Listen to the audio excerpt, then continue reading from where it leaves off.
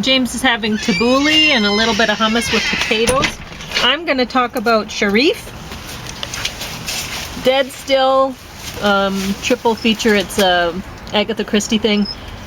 Out of Death and The Last Vermeer. So, before I do that, Vermeers. Yeah. I don't think he lived a long time, or I think he took a long time making.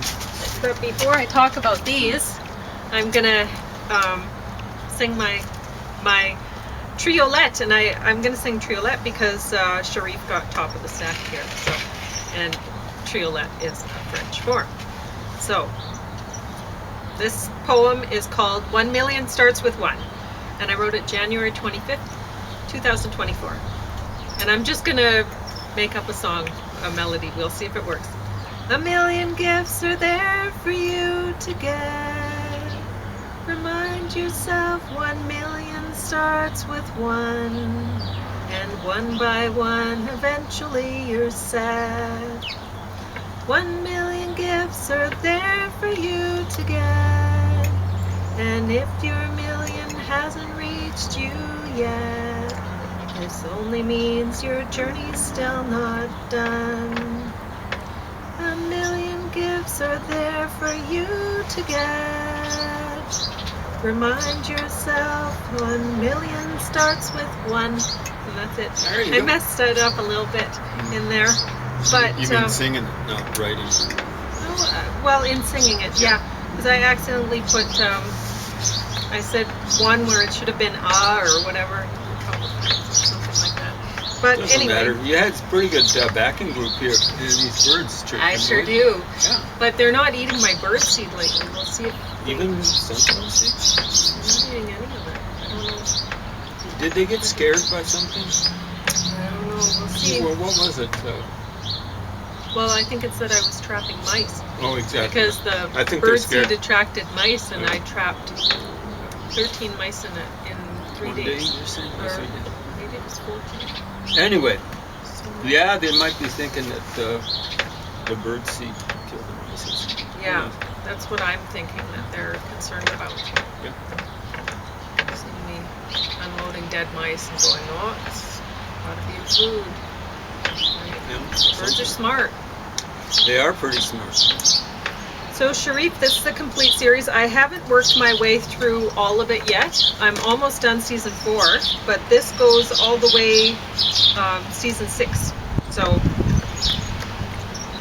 anyway. Are you saying it was French? Yeah, it's French. So it's subtitles. So at first when I put it on, I'm like, oh, I'm gonna have to read subtitles. I won't be able to do poetry and art and stuff. And then I had a migraine, so that blew one day. I couldn't do anything. Couldn't watch TV or anything. And then I'm on day 3 now after the migraine, so I'm still kind of dopey and weak, but I can do stuff like get the dinner ready and everything. Oh, like awesome that. dinner. So really tasty and but attractive. yesterday was a write-off. Couldn't do anything. I was too weak. So from that, because there's like it really wipes me out. I can't believe that human beings without migraines. It's I mean, terrible. what could be the survival I don't know. thing with it? It just 'Cause doesn't make honestly, sense. A person's pretty well used to this while. Yeah, like I remember I had a job in my early 20s, and that was when I started getting migraines, and I started having all sorts of troubles, and one woman said to me, like, she'd been a candidate for the NDP or something, and I worked with her, and she said, well, if you can't work, then why would anybody want to employ you or whatever? And I was just listening to her like, wow, you used to be, you ran for the NDP, and here you are. But I guess. Was she your boss or something? No, she was just a worker. Okay. And so she was basically saying you're useless? She was saying, well, yeah, if you have to take sick days ever, well, why would anybody want to hire you? And I was thinking, okay, well, how am I going to I can't get disability or anything for migraines, but I certainly can't work with them. So what is my option?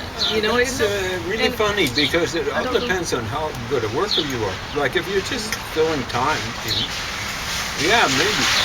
But you know, Bobby Orr had lousy knees. He wasn't the greatest player, despite what of all time in hockey, despite what Don Cherry would have you believe. But you know, when he was out there, I mean, his career was, can you imagine? Couldn't play anymore, age 30, both of his knees were blown out. Even when he played at a fairly high level, but it would have been horrible pain. But I'm telling you, he had to sit out for a while. I want him back on his crummy knees, even if he had to sit out for a while. You see what I'm saying? If a person's a good worker, Oh, I know. Like and they one have a few boss that I off had days. later on, he told me,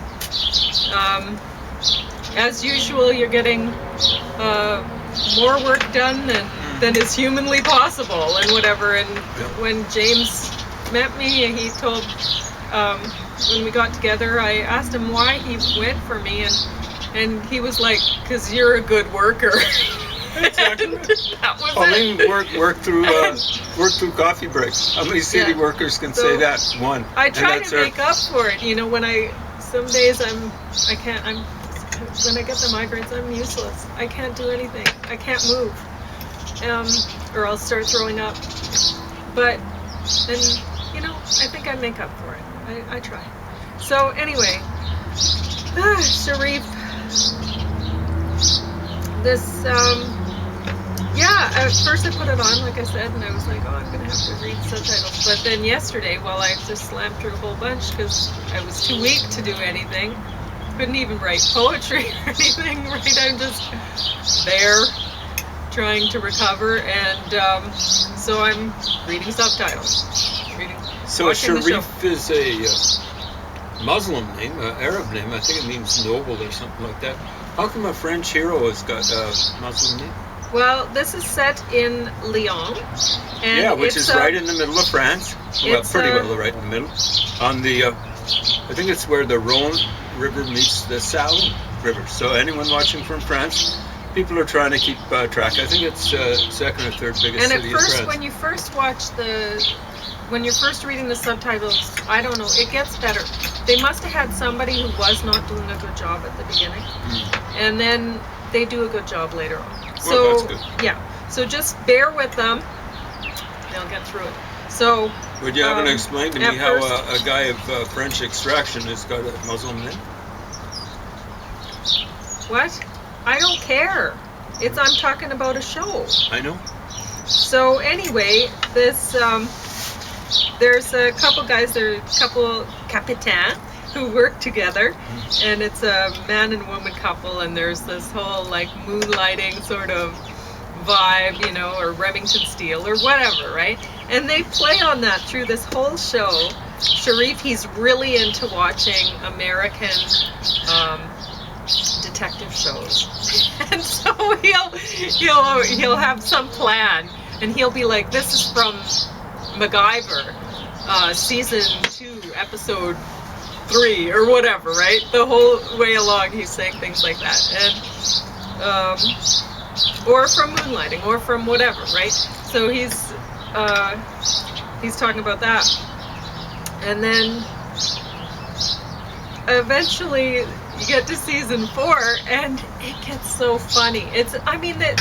There's one character, my favorite character in the show is a guy who he's making jokes. Like, he'll find a dead body and he'll say something funny that's like not respectful of the body or whatever, right?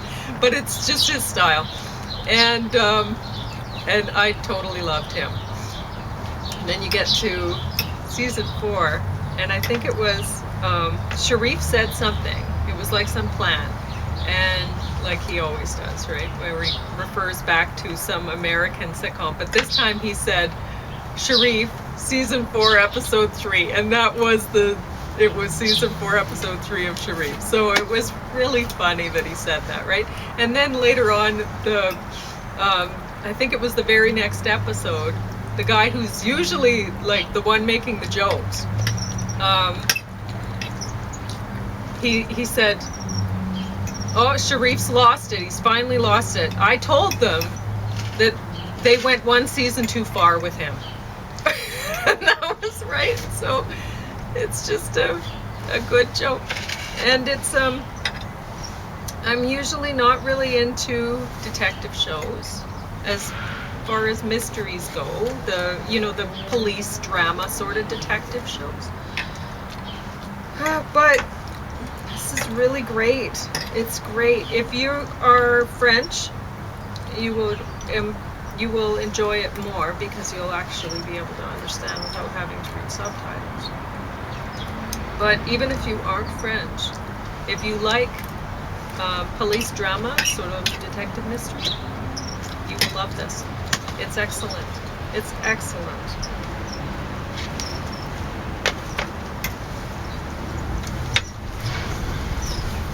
So, Dead Still. This was very good. It's now when would it have been set? Anyway, I think it's supposed to be in Ireland. Yeah, Victorian Ireland. There you go. And it was 296 minutes long, it says. And what it is about is there's this man here, and this is his assistant, and this is his niece, that they're working for him. He takes pictures of dead people. And sometimes he'll take like a family portrait where the dead person is sitting there and then the family is around them or whatever. And he does a great job. It's really beautiful. But then something happens. There's some pictures that are turning up that are of real, like of dead people, but they're dying, they're being tortured or whatever, and so people are thinking this has something to do with you or whatever, and he's concerned. Anyway, I really look forward to the next season. This is excellent. Such a great job. It's just any other day it would have got top of the stack. It's just, I was so surprised by Cherif. I did not expect to like it. Is this an English production? Oh, well, I imagine so. But it's set in Ireland. Okay, there we go. Yep. It could be an Irish production. Anyway, James will want to talk about this one, I think. And I would, if he wasn't so busy, he'd like to watch it, I think.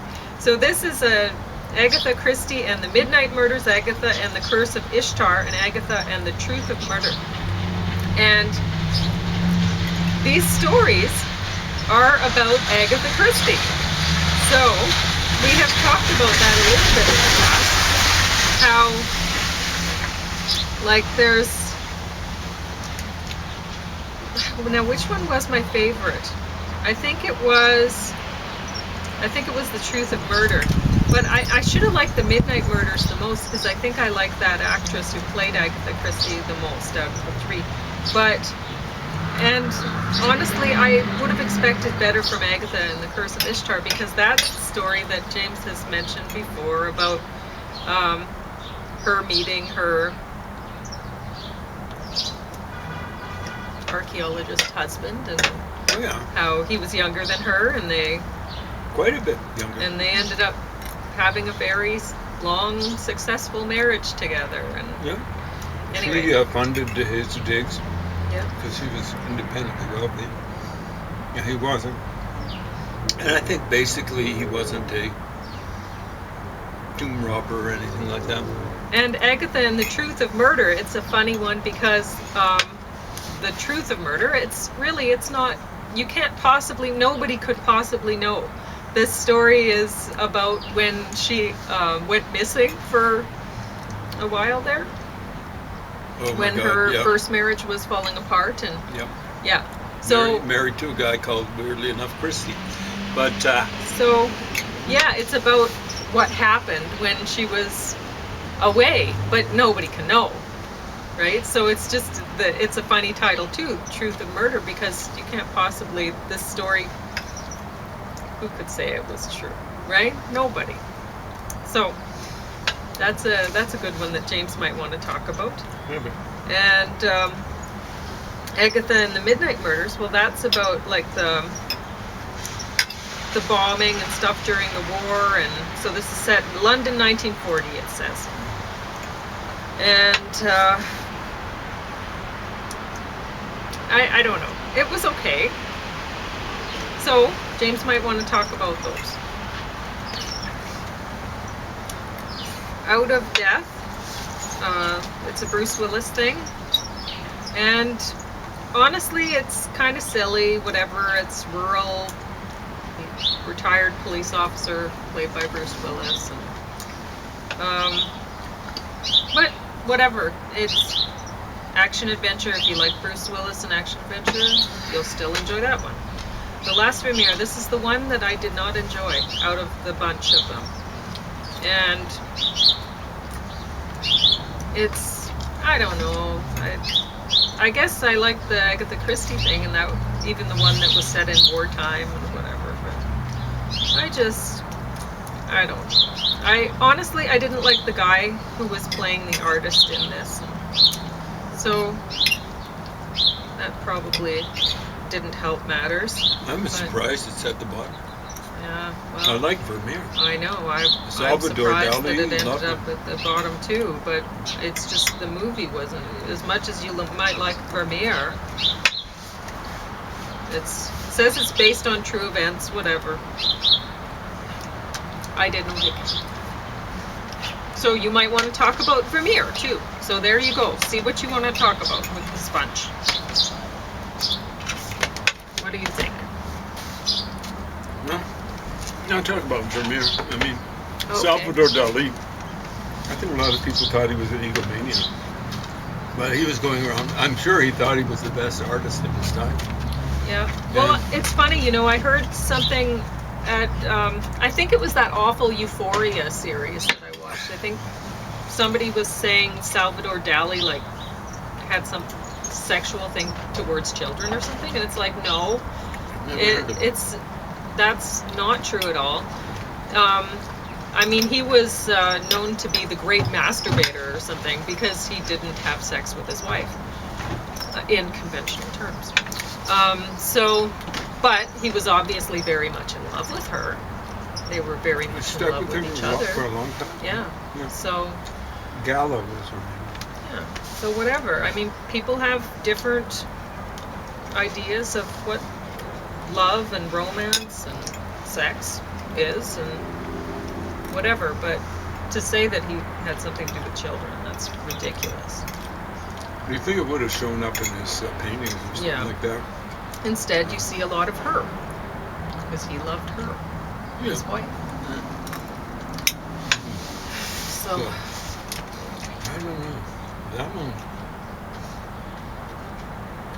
I mean, people's personalities kind of show through in art, even if it's Louis.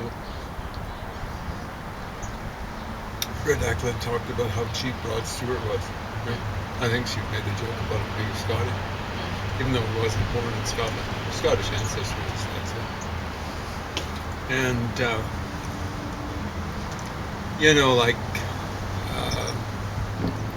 he keeps on talking about how expensive a phone call would be, or that's funny. how expensive mailing a letter would be. Oh my gosh. It's really cheap to mail letters, even now. I went and bought some stamps, and I think they were 92 cents each. I think that's what I remember the woman saying. If you bought a package of 6, 92 cents each. Who cares? You get to send Valentines to your loved ones for 92 cents each, and when they're far away, they'll love it. Neil Young would sing about his classic cars, "Long May You Run," Yeah. stuff like that. Not about trains so much. He did one called "See the Sky About to Rain," which has it's rhymed with train. He loves model trains apparently, and anything but model cars, big clunkers that he tries to make Do you want some more environmentally hummus friendly. for your cucumbers or something? I'm saving those. I'm going to take them Oh, okay. and make sandwiches out of them. But yeah, you were saying Salvador Dali loved Vermeer. Well, I think he thought Vermeer was the greatest, So what he was saying was, I'm basically what he the best artist of my time. Oh yeah, he I'm, was. I'm not, and he was, And since. and since. Sad. Yeah. And the best, going back a long ways. I don't know what he thought of Leonardo. Leonardo, I think highly of. Leonardo da Vinci. And I think he thought Vermeer was the best. He singled out quite a few, or at least a handful that he thought were better than him from past times. But, like he was the best of the modern era because for lack of competition. It's pretty sad. Shameful. Like in the English language, William Butler Yeats might be the best of the 20th century, 21st century. And he chucked in the occasional inversion and so on and so forth. It's just for lack of competition.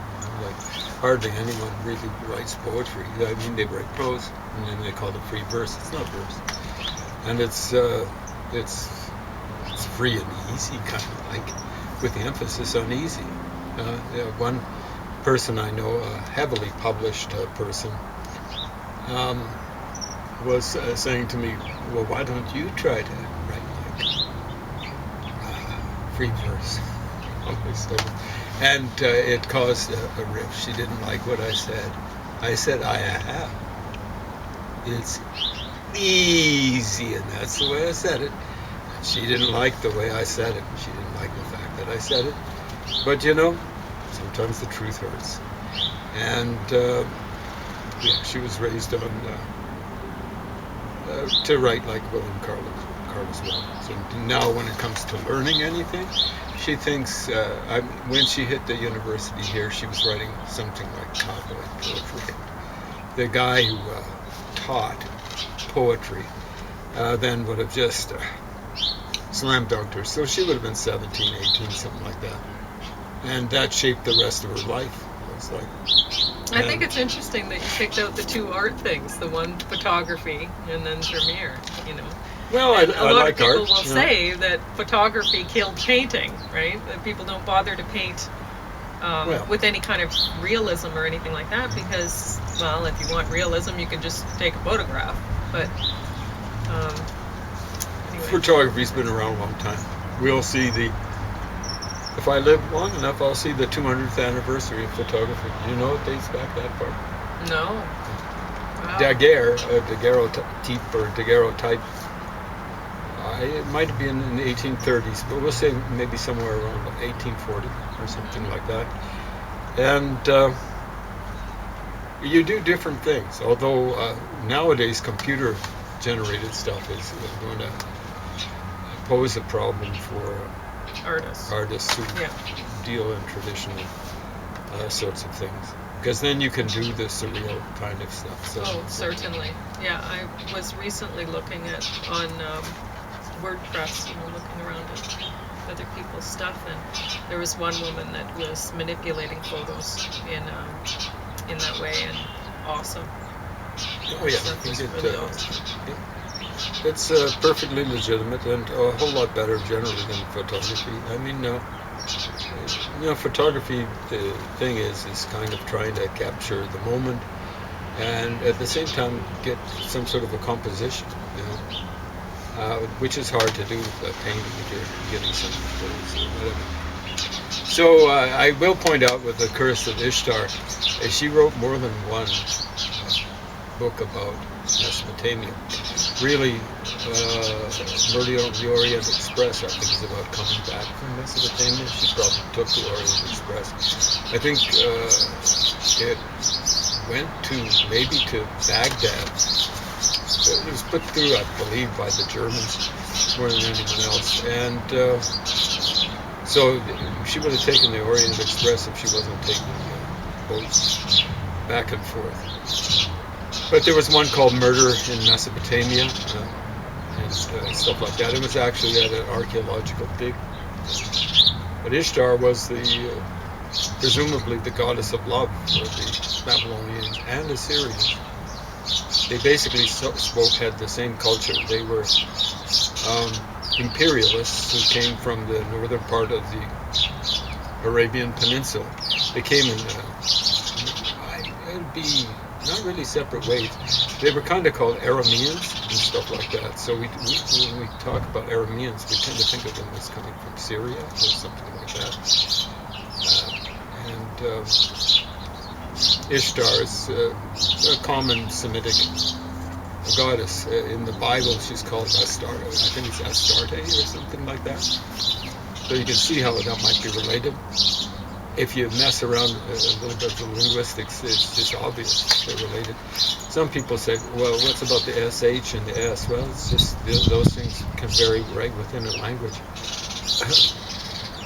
So, Agatha, there's no one like her, I think, for writing murder mysteries, at least in the English language. Maybe Simonov wrote very different things. He was a Belgian writer, I think, but he basically wrote about France. And his things were shorter and I much more down to earth, that sort of stuff. So a different kind of thing, less atmospheric. Yeah. So you liked her better than Conan Doyle? Arthur Conan Doyle, I mean, he was writing at the beginning. In the same way that I like a lot of jazz things better than Louis Armstrong. But like people going around, well, Louis Armstrong wasn't that hot. And I'm going, yeah, he kind of started it all. They'll say the same thing about hockey players. Oh, the people now, like, what is his name? Connor McDavid or something like that. Way better than Wayne Gretzky. Actually, I don't think he is, but way better than Guy Lafleur. And I'm going, yeah, the big trouble is Guy Lafleur started the whole thing, Like home run hitting, Otani, the Japanese Wunderkind, who hits home runs, and he never led the league. And like Babe Ruth would hit 60 home runs when the record was something like 15. Babe Ruth is the guy that made hitting home runs the thing to do. Before then, they hit for average. They didn't believe in hitting home runs. So he swung from his heels. The rest of the guys were scared to do it. So, there's that about Louis Armstrong. There's that about artists and so on and so forth. You got to kind of take into account where people come from.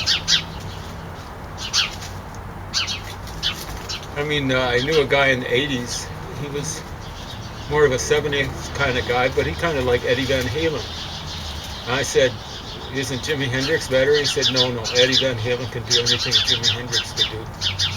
I still prefer Jimi Hendrix. And it's about 30 sparrows right beside you here in this lilac. Yeah, I think they're thinking, well, these guys aren't dying from eating the food out here, so I think this little moment will turn. They're definitely looking over here, right? They definitely are. Yeah. So Bruce Willis, I'd like him actually do a real movie instead of a thriller. I mean, he does thrillers great. He keeps doing the action adventure stuff, and honestly, most of them aren't worth. Does he have a gambling habit? Yeah, exactly. I don't know. Maybe he has. Does he need the money? Maybe he has health problems or something. Like he has to get chemo I saw that happen with the football coach I respect the most. He was professorial. He coached college, and he made coaching football in the United States kind of cerebral and artistic. He'd actually just sit there on the sideline like this.